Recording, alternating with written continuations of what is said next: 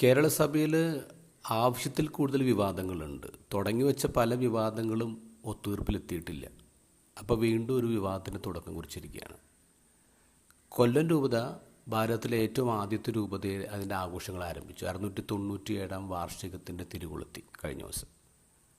അപ്പോൾ അടുത്ത വിവാദത്തിനും തിരികൊളുത്തിയിട്ടുണ്ട്. കൊച്ചിക്കാർ പറയുന്നു ഏറ്റവും ആദ്യത്തെ രൂപത, ഭാരതത്തിലെ ഏറ്റവും ആദ്യത്തെ രൂപത ഗോവയാണ്, രണ്ടാമത്തെ കൊച്ചിയാണ്.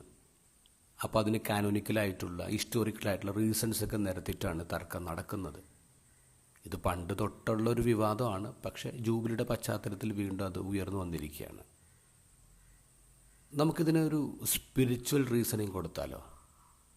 ഇത് ഗോസ്പൽ നമ്മൾ അതിനെ സഹായിക്കുന്നുണ്ട്. ഈശ്വരുടെ അടുത്ത് ശിഷ്യന്മാർ വന്ന് ചോദിക്കുന്നത് സ്വർഗരാജ്യത്തിൽ വലിയവൻ ആരാണ്? ഈ ചോദ്യം ശിഷ്യന്മാർ ചോദിക്കുമ്പോൾ അവർക്ക് തെറ്റായ ഒരു അസംഷനുണ്ട്, ഒരു ധാരണയുണ്ട്. എന്താണ്? ഞങ്ങൾ 12 ഓൾറെഡി സ്വർഗരാജ്യത്തിലുണ്ടല്ലോ, അപ്പോൾ ആ കൂട്ടത്തിൽ ആരാ വലിയവൻ? അപ്പോൾ ഈശോ പറയുന്നത് എന്താ? നിങ്ങൾ 12 ഇതിൻ്റെ അകത്തില്ല. സത്യമായി ഞാൻ നിങ്ങളോട് പറയുന്നു, നിങ്ങൾ ഈ ശിശുവിനെ പോലെ മാനസാന്തരപ്പെടുന്നില്ലെങ്കിൽ നിങ്ങൾക്ക് ഇതിൻ്റെ അകത്ത് കയറാൻ പറ്റില്ല.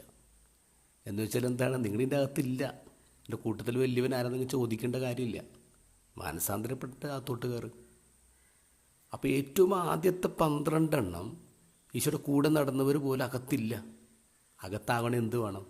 ശിശുവിനെ പോലെ ആവണം. അപ്പോൾ ചോദ്യം, ഞാൻ ആദ്യം മാമോദീസ മുങ്ങി, എൻ്റെയാണ് ആദ്യത്തെ രൂപത എന്നുള്ളതല്ല. നമ്മൾ ഇതിൻ്റെ അകത്തുണ്ടോ?